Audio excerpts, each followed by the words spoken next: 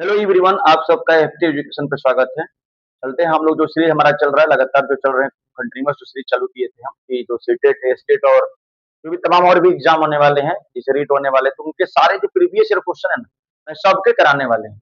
One by one daily आपको video मिलेगा। आइए हम क्वेश्चन नंबर पहला देखते हैं। आपको स्क्रीन पर क्वेश्चन नंबर फर्स्ट शो करेगा। लिखा है कि क्यूब रूट ऑफ 500। क्वेश्चन लिखा है क्यूब रूट ऑफ 500 इंटू लिखा है क्यूब रूट ऑफ 16 लिखा है। सॉरी, क्वेश्चन देखेंगे आप लोग कि 16 लिखा है। अब इसको सॉल्व कैसे करेंगे? ऐसे देखेंगे तो ये किसी का क्यूब नहीं है, नहीं ये किसी का परफेक्ट क्यूब है, नहीं ये किसी का परफेक्ट क्यूब है। ऐसे क्वेश्चन के लिए क्या करेंगे कि पहले एक रूट मिलाइए इनको, क्यूब रूट करेंगे तो 500 इंटू 16 जैसे ही मल्टीप्लाई करेंगे आ जाएगा रूट अंडर 8000। 16 5 80, 80 पे 2 जीरो हो गया। अब ये किसका क्यूब रूट है? 3 जीरो है तो 1 जीरो बाहर निकल जाएगा, पेयर बनाएगा क्यूब रूट का। 8 किसका क्यूब है? 2 का, तो इसका आंसर कितना हो जाएगा? 20। यानी ये 20 का क्यूब है। 20 का क्यूब 8000 है, तो 8000 का क्यूब रूट पूछा था तो 20 आंसर हो जाएंगे। ठीक है, आइए क्वेश्चन नंबर नेक्स्ट देखते हैं। Question number next, question number next बहुत अच्छा है। आइए क्वेश्चन नंबर 8 क्या कहता है हमारा।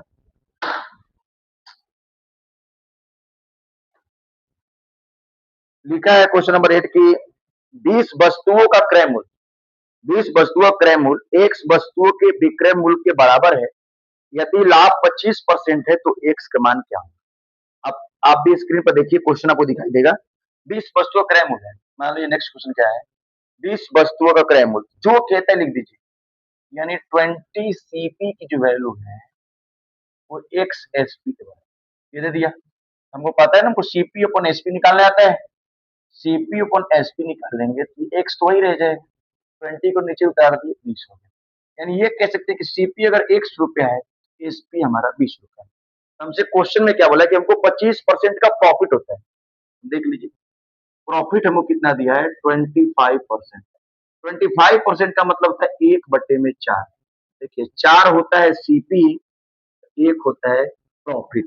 एक कितना होता है? प्रॉफिट। हम देख रहे हैं कि हमको एसपी ₹20 दिया ना, सीपी पता है ना, हमको प्रॉफिट पता है। तो 4 1 जोड़ेंगे तो कितना हो जाएगा? 5। 4 1 कितना हो जाएगा? 5। यानी 5 की वैल्यू हमको क्वेश्चन में कितना दिया है? 20। कितने गुना पर है? 4 गुना। 5 की वैल्यू हम टोटल जोड़ दिए।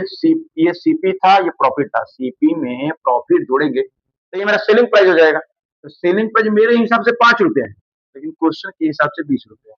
तो 5 की वैल्यू कितना दिया? 20। तो क्या गुना पे है? 4 गुना पे।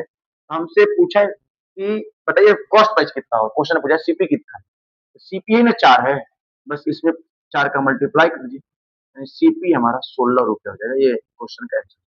बाकी आप और फॉर्मूला का करेंगे तो बन जाएगा, लेकिन ये सब बिना फॉर्मूला का जैसे कहता है वैसे रखिए, आंसर आ जाएंगे। आइए नेक्स्ट क्वेश्चन दिखाते हैं आपको। बहुत इंपॉर्टेंट क्वेश्चन है ये भी, आपको कोई बिना फॉर्मूला के बता देंगे, बिना फॉर्मूला से बनाएंगे। क्वेश्चन नंबर नेक्स्ट,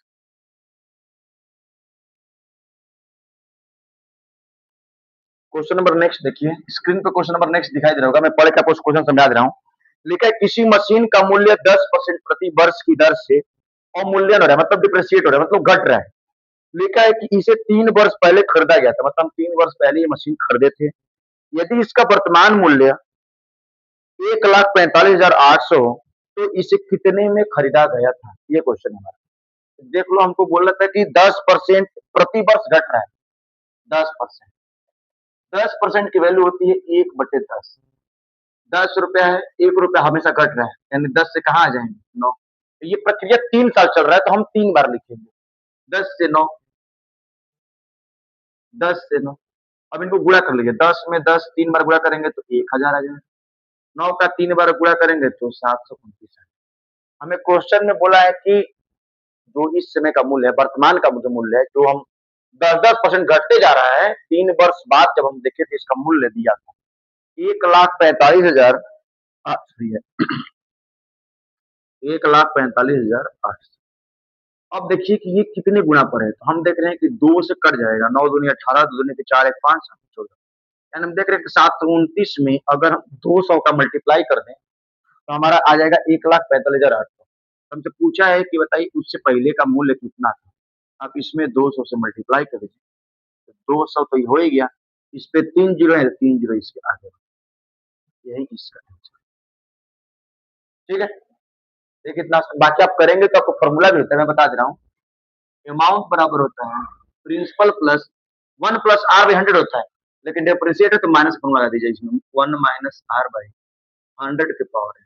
आप इस फॉर्मूले पर रखेंगे तो भी आंसर आ जाएगा, लेकिन फॉर्मूले से अच्छा है कि जल्दी बन जाएगा इससे। आइए क्वेश्चन नंबर नेक्स्ट देखते हैं। नेक्स्ट क्वेश्चन है कि एक समद्विबाहु त्रिभुज एबीसी के आधार की लंबाई 48 सेंटीमीटर। आइए क्वेश्चन स्क्रीन पर देखिए, आप सब क्वेश्चन पढ़ के समझिए क्या कहना चाहता है क्वेश्चन। क्वेश्चन कह रहा है कि एक समद्विबाहु त्रिभुज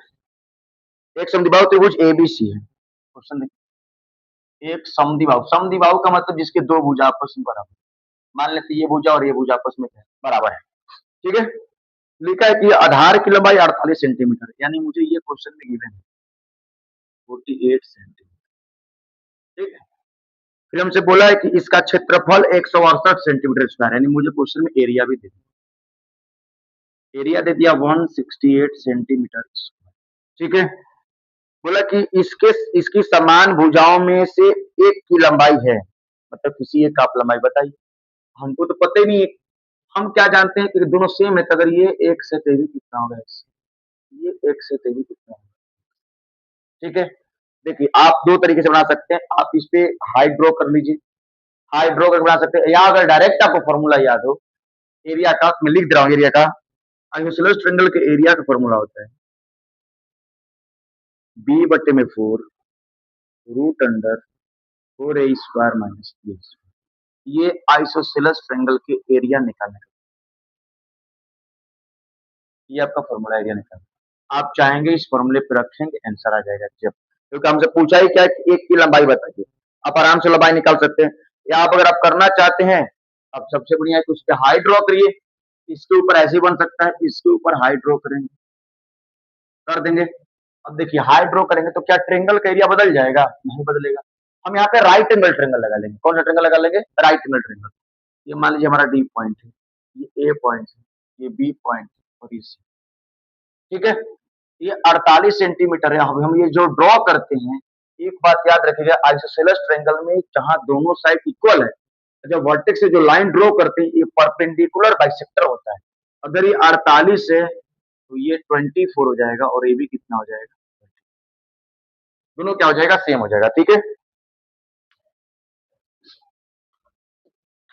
अब देखिए, अब इसमें निकालना है आपको कि हाइट निकालना, मान लीजिए हाइट एच है हमारे, निकालना है। अब देखिए अगर हम सॉल्व करेंगे इसको, तो आप जानते हैं एरिया बराबर होता है, राइट एंगल ट्रायंगल का एरिया होता है 1/2 बेस इंटू हाइट, ये फॉर्मूला होता है। एरिया में देखो क्वेश्चन में मुझे गिवन है कितना, 168, 1/2 हम बेस पूरा लेंगे, अभी बेस क्या लेंगे, पूरा लेंगे, क्योंकि हमको हाइट निकालना है। तो बेस कितना है हमारा 48, हाइट मेरे को नहीं पता, एच रख दीजिए। ठीक है, 2 से कट जाएगा ये 24 बराबर, 24 से कट जाएगा 4, और में देखिए कट रहा है, नहीं कट रहा। अच्छा देख रहे हैं, यहाँ से निकाल के लीजिए, एच बराबर 168 बटे में कितना हो जाएगा, 24। 4 से काटिए, 4 छके 24, 4 चौके 16, 4 दुनिया 6 से कट गया 7 बार, यानी हाइट हमारा आ जाएगा 7 सेंटीमीटर। अब देखिए हम यहाँ से हाइट निकालिए 7 सेंटीमीटर। अगर हम एक ट्रेंगल लें, in triangle A D C दे, एडीसी देख रहे हैं, एक राइट एंगल ट्रेंगल आपको दिख रहा होगा, एडीसी का दिख रहा है, एक राइट एंगल ट्रेंगल, यहाँ 90 डिग्री बना है यहाँ पे। मैं बोला था कि आप जब भी ट्रेंगल के टॉप से ड्रॉ कर रहे हैं, जैसे ही ऊपर से, ये परपेंडिकुलर बाइसेक्टर है, मतलब बराबर भागों में बांट दिया, तो ये कितना हो जाएगा, 24 सेंटीमीटर। मैं अभी ये निकाल चुका हूँ 7 सेंटीमीटर। हमको निकालना क्या है, हाइपोटेनस, ये नहीं निकालना है, ए हो गया, ये डी हो गया, सी होगा। जैसे ही हाइपोटेनस निकालेंगे, इस ट्रेंगल का साइड हो जाएगा, तुमसे यही पूछा है हमारे से। तो ट्रेंगल के साइड अगर निकालना होगा, तो आप जानते हैं कि हाइपोटेनस की स्क्वायर बराबर होता है परपेंडिकुलर के स्क्वायर प्लस बेस की स्क्वायर। अगर आप निकालेंगे तो एच स्क्वायर बराबर हो जाएगा P square plus B square. H बराबर आएंगे तो root under P square, P की वैल्यू कितना है 7, 7 की स्क्वायर 49, 24 की स्क्वायर 576, जोड़ेंगे आ जाएगा 625, बाहर निकालेंगे 25 से। यही प्रश्न का उत्तर हो जाएगा जो हमसे पूछा। उसका साइड कितना आएगा तब बता दे सकते हैं 25 सेंटीमीटर। बाकी मैं आपको एक फॉर्मूला भी लिखा हूँ, अगर आप ऐसे नहीं सोचना चाहते हैं इस तरह से जो क्वेश्चन दिया, अगर आप नहीं सोचना चाहते हैं कैसे नहीं करें, इसमें भी आसान है, आप कुछ करना नहीं था, आप हाइट निकाले, हाइट निकालने के बाद एक ट्रायंगल छोटा वाला ले लिए, उसे सॉल्व करके आप सॉल्व करिए, आंसर आ गया। आप ऐसे भी कर सकते हैं। बाकी दूसरा तरीका है कि आप इस पे डायरेक्ट पुट करिए फॉर्मूला पे, आपको एरिया पता है, बी नहीं पता है, पी को एक्स मान लिए हैं, एक्स रख दीजिए, ए आपको पता है, रखेंगे सॉल्व करेंगे आंसर आ जाएगा। तो हम आपको फॉर्मूला भी लिखवा दिया, फॉर्मूला से सॉल्व कर सकते हैं, कोई दिक्कत नहीं। ठीक है, आइए नेक्स्ट क्वेश्चन करते हैं। नेक्स्ट क्वेश्चन है, आपको स्क्रीन पर नेक्स्ट क्वेश्चन दिखाई देगा, लिखा है किसी बहुभुज के सभी अंतःकोणों का योगफल, किसी बहुभुज के किसी बहुभुज के सभी अंतःकोण का योगफल 1440 डिग्री है। अंतःकोण का मतलब टोटल इंटीरियर एंगल, फॉर्मूला क्या होता है टोटल एंगल का? टोटल इंटीरियर एंगल फॉर्मूला लगाएंगे तो n माइनस टू इंटू 180, ये टोटल इंटीरियर एंगल फॉर्मूला होता है। अगर यही हमसे पूछ देता है ईच इंटीरियर एंगल पूछता हमसे, तो इसमें n से डिवाइड कर देते हैं। हमारे ये टोटल इंटीरियर एंगल हमको क्वेश्चन में गिवन, टोटल कितना दिया हमारे क्वेश्चन में? 1440 डिग्री। कितना दिया? 1440 डिग्री। ठीक है, अब देखिए बेटा डायरेक्ट सॉल्व होगा, एक जीरो से जीरो कट जाएगा, 18 के टेबल से 8 बार n माइनस टू की वैल्यू 8 है, n की वैल्यू कितनी हो जाएगी? 10। हमसे पूछा ही n मतलब नंबर ऑफ साइड्स, हमसे पूछा था भुजाओं की संख्या क्या होगी, तो जो भुजाओं की संख्या निकालेंगे तो हमारा भुजा 10 हो जाएगा। कितने हो जाएंगे इसमें? 10।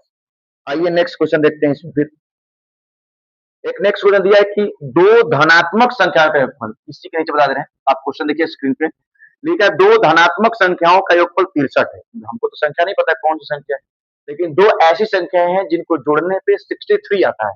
ठीक है, लिखा यदि उनमें से एक संख्या x, देखिए बता दिया, यदि उनमें से एक संख्या x है और दूसरी संख्या की दुगनी हो, मान लीजिए एक संख्या x माने दूसरी संख्या की वो दुगनी हो, मान लीजिए कि हम पहले संख्या में माने हैं, जो हमारा फर्स्ट नंबर है वो हमारा x, लेकिन हमसे बोल रहा है कि जो दूसरी संख्या सेकेंड नंबर,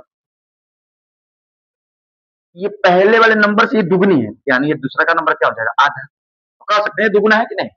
अगर हम x/2 इसको ले लिए, इसमें 2 का मल्टीप्लाई करेंगे तो ये ऊपर वाला आ जाएगा, यानी ये इसका दोगुना है। तो हमसे बोला क्या, तब समीकरण है, समीकरण एक समीकरण बनाना है हमको, तो समीकरण देख कैसे बनाएंगे? तो हमको दोनों का सम दिया है, तो आप ऑप्शन में देख लीजिएगा, ऑप्शन से मैच कर जाएगा, x प्लस x/2, दोनों का सम कितना दिया है आपको? 63।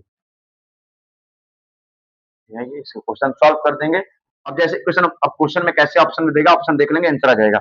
आप सॉल्व करेंगे, ऑप्शन है दो तीन ऑप्शन दिया है, उसमें से किसी से आप मैच करा सकते हैं, बन जाएगा ऑप्शन। ठीक है, आप सॉल्व जैसे इसको इधर ट्रांसफर कर सकते हैं या यहीं पे एलसीएम लेकर सॉल्व कर सकते हैं, ऑप्शन के अनुसार अकॉर्डिंग। ये तुम्हारा हो गया, लेकिन ऑप्शन अगर ऐसे देगा कि नहीं हो सकता, जो सॉल्व करके दे, 2 का मल्टीप्लाई करेंगे तो 2x प्लस x बराबर 63 इंटू 2, सॉल्व करके फिर आगे मान लीजिए 3x हो जाएगा, 3 दूनी के 6 हो गया, 6 दूनी के 12 हो गया, ऐसे।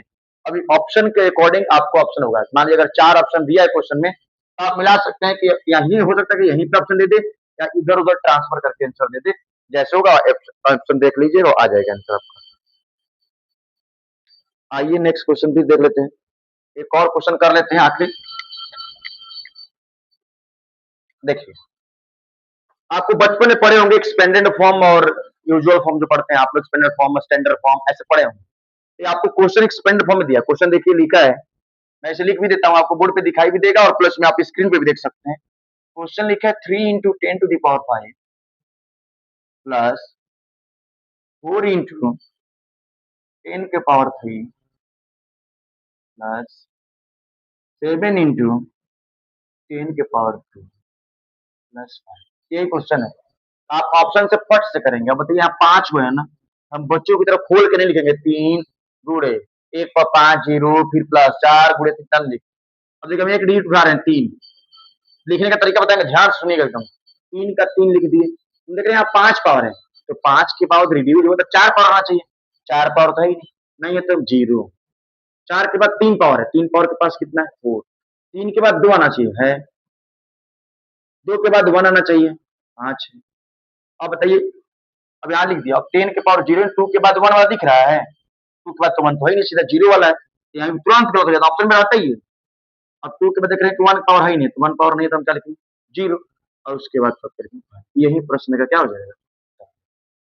ठीक है? ऐसी वीडियो देखने के लिए चैनल को सब्सक्राइब करिए, आप सब लाइक करिए, कमेंट करिए। बाकी और भी कोई दिक्कत हो तो आप बताइए हमको बेझिझक। आपको हर एक एक-एक क्वेश्चन का जवाब दिया जाएगा। Thank you.